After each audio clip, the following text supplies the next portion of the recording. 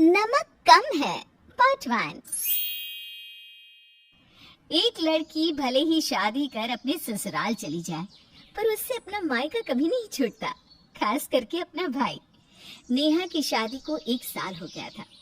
एक रोज वो अपने भाई को फोन करके कहती है, ऐसा कौन सा काम कर रहा है तू कि तुझे छुट्टी नहीं मिलती? देख, इस बार अगर तू नहीं आया ना राखी पर, तो समझ लेना तेरी बहन तुझसे कभी दोबारा बात नहीं करेगी। यहाँ भी नमक कम है भाई साहब। भाई से भरत मिलाप हो गया हो तो जरा कढ़ाई में चढ़ी आलू की सब्जी भी देख लें। सारी भाभी, वो मैं साल भर हुआ नहीं शादी को।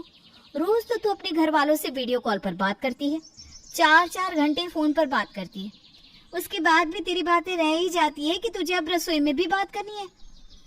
ये कहकर बड़बड़ाती हुई सीमा हॉल में चली जाती है और आटा गूंथती हुई अपनी सास से कहती है, 2 महीने पहले ही तो पूरे 1 हफ्ते अपने मायके रहकर आई है, अब फिर से इसे अपना भाई याद आ रहा है। हमारे मायके से तो कभी कोई नहीं आया और यहाँ लोग अपने मायके से अपने भाई भतीजों को बुला रहे। नमक कम है भाई साहब।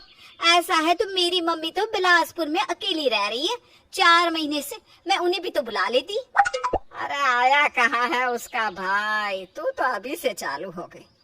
और 2 दिन मिलकर भाई चला जाएगा तो क्या हो जाएगा। चल हट, मैं आटा गूंद देती हूँ। कुड़ते कुड़ते खाना नहीं बनना चाहिए, वरना खाने वाला भी चिड़चिड़े स्वभाव का हो जाता है। हाँ भाभी, आप ना बेकार में ही परेशान होने लग जाती हो। 5 साल सौरभ को छुट्टी मिल ही जाती है। 1 साल से भाभी उससे बुला रही है, आज तक आया है क्या वो तो आजकल आपका बहुत ही घनिष्ठ मित्र बन गया है दी। आपकी हर फोटो पर नाइस पिक लिखता है, देखा है मैंने।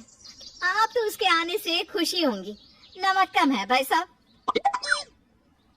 कहीं ये नंदिनी दी सौरभ के झांसे में आ गई तो ननद भाभी एक हो जाएंगी और सब मिलकर मुझे ही अलग कर देंगी। सौरभ को तो इस घर में आने ही नहीं दूंगी मैं। बेचारी सीमा मन ही मन ये कह रही होती है कि दरवाजे से दीदी दीदी कहता हुआ सौरभ सीधा अंदर आ जाता है। अपने भाई की आवाज सुनकर रसोई से भागती हुई नेहा सौरभ के गले लग जाती है। सौरभ को देखकर नंदिनी शर्मा जाती है। बहन से ही मिलता रहेगा कि बाकी लोगों से भी मिलेगा? जा अपनी बड़ी दीदी सीमा दीदी से भी मिल ले, माँ के पैर छू। ये अच्छा है कि नंदिनी तेरी ही उम्र की है। यहाँ अगर मैं रसोई में रहूंगी तो तेरा मन नंदिनी के साथ जरूर लग जाएगा। सौरभ जैसे ही सीमा के पैर छूने झुकता है कि सीमा पीछे हो जाती है। अब ठीक है सौरभ, मैं रोटियां सेकने जाती हूँ, तुम बाकी लोगों से मिल लो। बेचारी सीमा जो पहले ही अपनी देवरानी को इस घर से बाहर देखना चाहती थी, अब तो उसके परिवार वाले भी इस घर में आ रहे हैं और उन्हें आता देख उसे अपने हाथ से सत्ता जाती हुई दिख रही थी। आज तक इस घर में मेरा राज था, जब से ये लड़की घर में आई है तब से सबकी चहेती बन बैठी है। अब धीरे धीरे अपने मायके वालों को भी इस घर में घुसाना चाह रही है। क्या मैं समझती नहीं हूँ इसकी चाल? सौरभ बेटा, अगर तेरे जीजा ने ही तुझे इस घर से धक्के मार कर नहीं निकाला ना, तो मेरा नाम भी सीमा नहीं। रात को सभी बैठकर घर पर गप्पे मार रहे थे। सौरभ के आने से मानो पूरे घर का माहौल ही बदल गया हो। रात के खाने की तैयारी भी करनी है। नमक कम है भाई साहब, आप लोग गप्पे मारिए, मैं चलती हूँ रसोई में। मैं भी आती हूँ ना भाभी। अरे हट पगली, आज ही तो तेरा भाई आया है, कुछ देर तो उसके साथ बैठ, वरना वो क्या सोचेगा कि हम सब उसके दीदी से ही सारा काम करवाते हैं। सीमा के बदले मिजाज से सब चौंक जाते हैं, पर मन ही मन खुश भी होते हैं। पर सीमा तो चाल चल रही थी। वो जाकर रसोई में खाना तैयार करती है और सौरभ के लिए अलग से सब्जी निकालती है और उस सब्जी में जानबूझकर 1 चम्मच मिर्च और नमक डाल देती है। फिर एक आदर्श बहू बनकर सीमा सभी को खाना परोसती है। जैसे ही सौरभ पहला निवाला मुंह में लेता है तो ऊ आ करके चिल्लाने लगता है, ओह इतनी मिर्ची, पानी पानी। तुम ठीक तो हो ना सौरभ? लो पानी पियो। अरे साले साहब, तुम तो चटपटा खाने वालों में से हो, तो हुआ कैसे कर रहे हो? जरा मैं भी तो चखूं। चटपटा? शायद आप किसी और की साली के बारे में बात कर रहे हैं रोमी जी।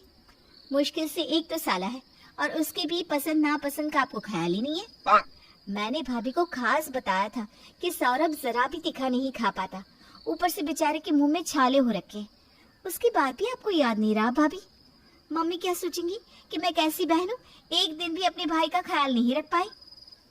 रोमी खाने को चखता है तो उसे सब कुछ बराबर लगता है, क्योंकि तीखा खाना तो बस सौरभ के लिए बना था।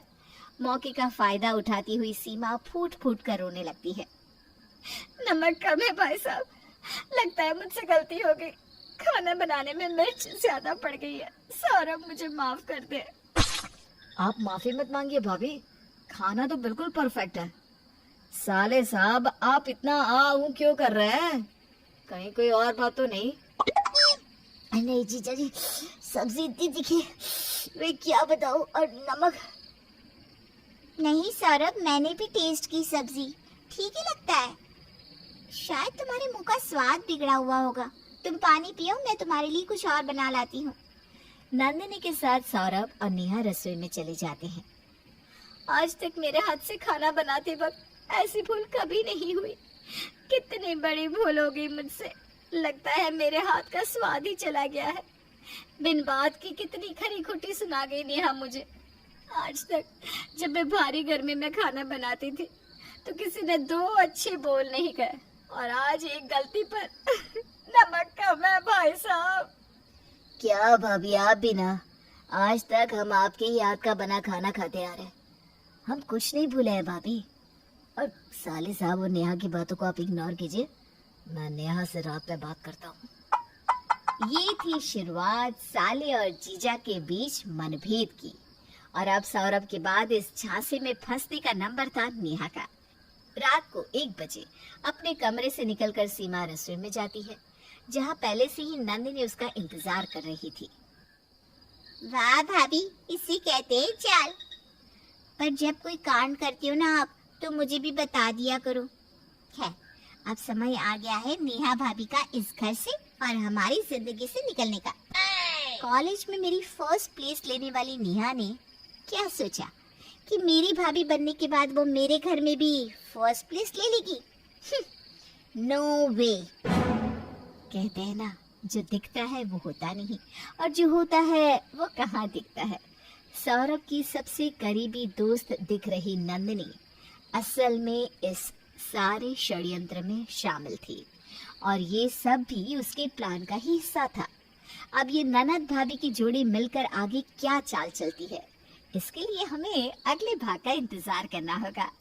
तब तक के लिए सोचते रहिए कि आगे क्या क्या होने वाला है।